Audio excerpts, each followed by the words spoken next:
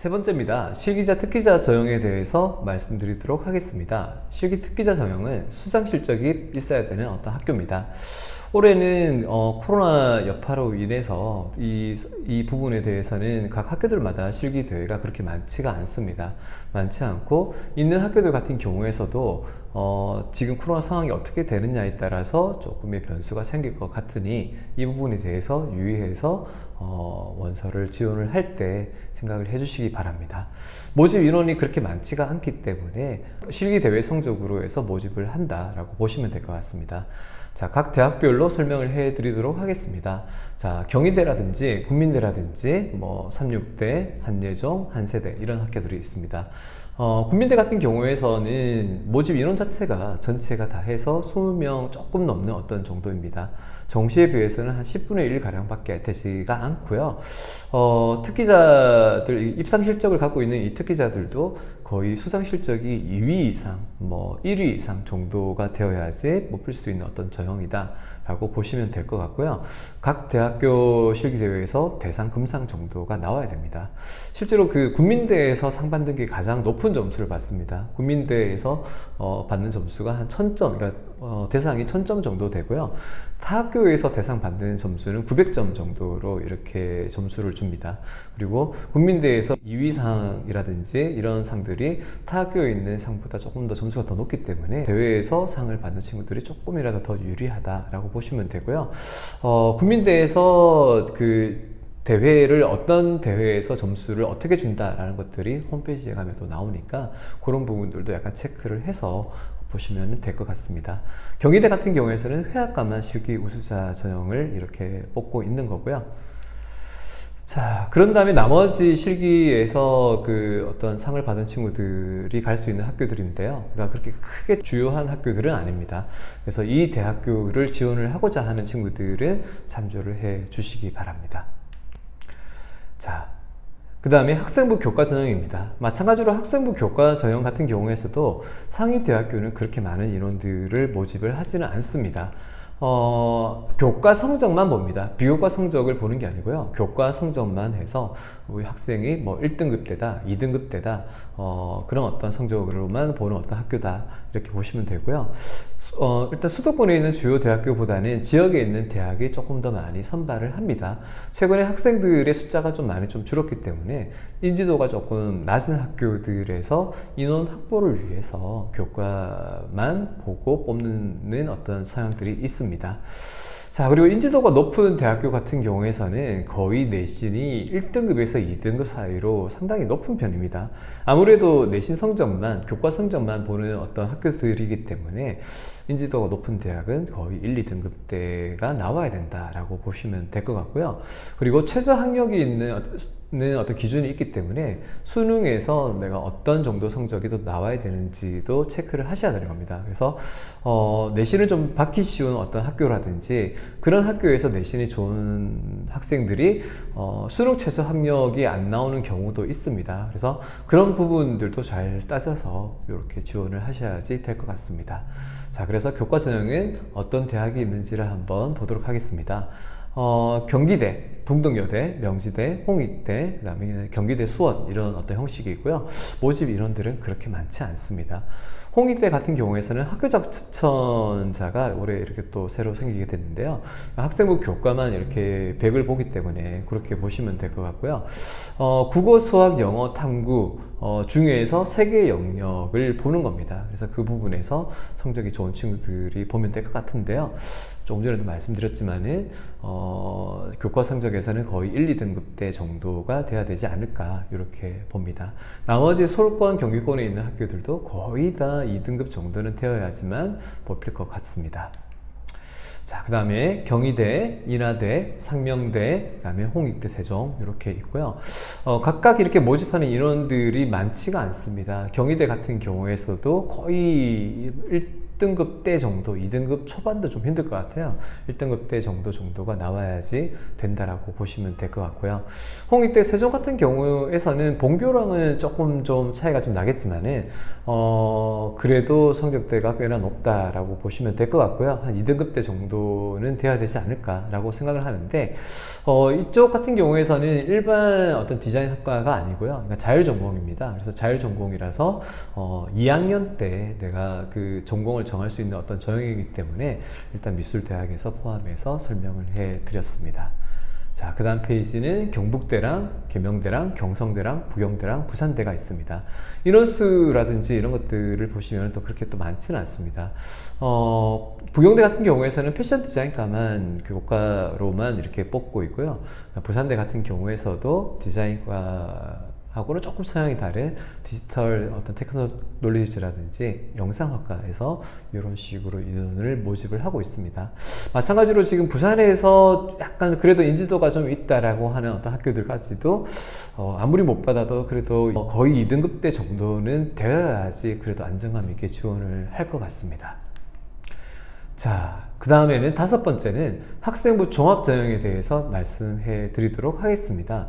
학생부 종합전형 같은 경우에서는 교과 성적이랑 비교과 성적을 같이 보는 겁니다. 그래서 교과 전형이라든지 그 다음에 단계별 전형이라든지 일괄 전형이라든지 이런 학교들 같은 경우에서는 학생부를 볼 때 교과 성적만 보는데 학생부 종합전형 같은 경우에서는 교과 플러스 비교과를 봅니다. 비교과는 뭐냐면은 내신 성적표를 보시면은 뭐 봉사활동이라든지 진로활동이라든지 이런 식의 이 학생이 학교 생활을 하면서 어떤 식으로 이런 것들을 활동을 했느냐에 관한 것들을 종합적으로 같이 본다는 얘기입니다.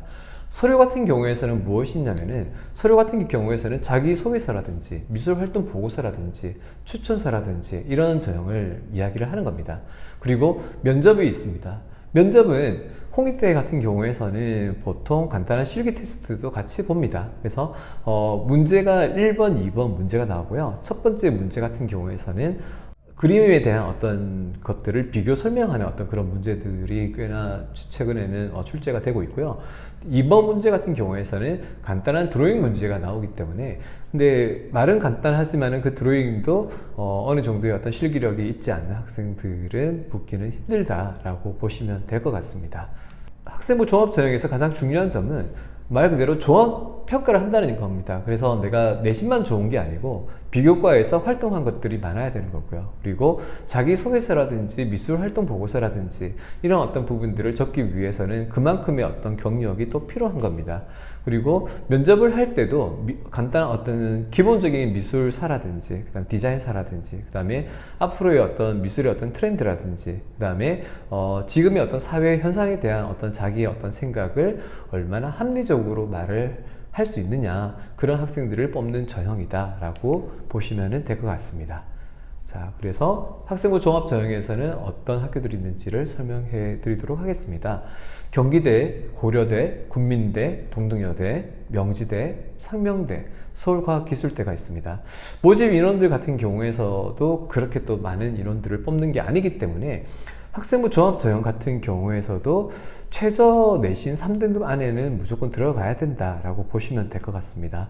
서울권에 있는 학교들 같은 경우에서는 거의 한 2등급대 이상은 돼야 될 것 같고요.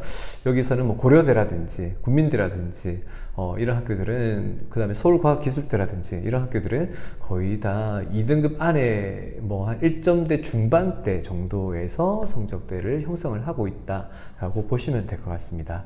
한 2등급 정도에서도 뭐 뽑히는 어떤 그런 것도 있기 때문에 최상위권 대학은 한 2등급 정도에서도 노려볼 만하다. 대신에 서류를 또 어떻게 또 준비를 하느냐가 또 중요하기 때문에 그 서류를 준비를 하기 위한 어떤 부분에서는 학원에 오셔서 또 저랑 또 이렇게 상담을 하시면 될 것 같습니다.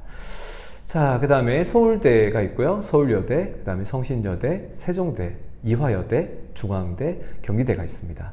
자, 여기서도 지금 이화여대라든지 뭐 서울대 같은 경우에서도 상당히 내신에서는 높은 성적을 가지고 있다라고 보시면 될 것 같고요. 마찬가지로 2등급 안으로는 무조건 들어가야 된다라고 보시면 될 것 같고요. 서울여대랑 성신여대랑 세종대 같은 경우에서도 일단은 3등급 안에는 지원을 할 수는 있을 것 같습니다. 그러니까 서류가 또 어떻게 되어 있느냐에 따라서는 또 바뀌기 때문에 그런 어떤 부분에서 이야기를 할 수가 있지만, 워낙 적은 인원들을 뽑기 때문에 2점대 중반 이상은 또 돼야 되지 않을까라고 예상을 합니다. 중앙대 같은 경우에도 3명밖에 모집을 하지 않기 때문에 2등급 안에는 들어가야지 될 것 같습니다. 자, 그 다음에 홍익대가 있고요, 경희대가 있고요, 인하대가 있습니다. 홍익대 같은 경우에서는 본교랑 그 다음에 세종 캠퍼스랑은 좀 다릅니다. 본교 같은 경우에서는 무조건 2등급 정도 이상은 나와야 되고요. 물론 과에 따라서 2점대 초반대까지도 되는 경우도 있지만 안정적으로는 2등급 정도 아니다라고 보시면 될 것 같고요. 세종 캠퍼스 같은 경우에서는 그래도 한 3등급 안으로 이렇게 들어가면은 충분히 지원이 또 가능한 거고요. 다시 말하지만 서류를 어떻게 준비하느냐에 따라서 조금 내신 성적이 모자란다라고 하더라도 충분히 또 이렇게 도전해 볼 수 있는 학교들이다라고 보시면 될 것 같습니다. 경희대 같은 경우에서도 일단은 사배수로 모집을 하고 인원 자체가 또 많지가 않기 때문에 또 한 3등급 안으로 일단 들어가지만 한 2.5등급 정도는 되어야지 조금 더 안정감 있게 준비가 될 것 같고요. 마찬가지로 자기소개서도 잘 써야지 되는 학교다라고 보시면 될 것 같습니다. 자, 나머지는 중앙대가 있고요, 한양대 에리카가 있고요, 모건대가 있고요, 상명대가 있고요, 홍익대, 세종이 있습니다. 조금 전에 말씀드린 대로 홍대, 세종은 3등급 안으로도 충분히 지원이 가능하고요. 서류만 잘 되어 있더라면 최종 합격까지도 충분히 가능한 성적대다라고 보시면 될 것 같습니다.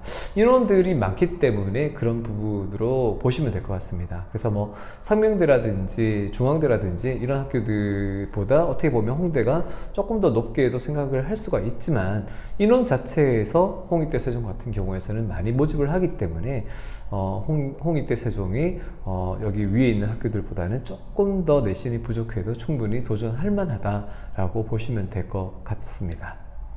자, 그 다음에 계명대가 있고요, 그 다음에 경성대가 있고요, 동아대가 있고요, 그 다음 부경대가 있습니다. 모든 것들이 다 서류를 어떤 식으로 이렇게 다 작성을 하느냐인 건데요. 이 서류 같은 경우에서는 일단 비교과 안에 있는 학생부 성적표에 있는 비교과를 잘 보셔야 되는 겁니다. 그래서 충분히 그 내신 성적표에 있는 생기부 안에 있는 그 내용에 대해서 충실하게 더 이야기를 좀 더 잘 끌어내줘야지 되는 거고요.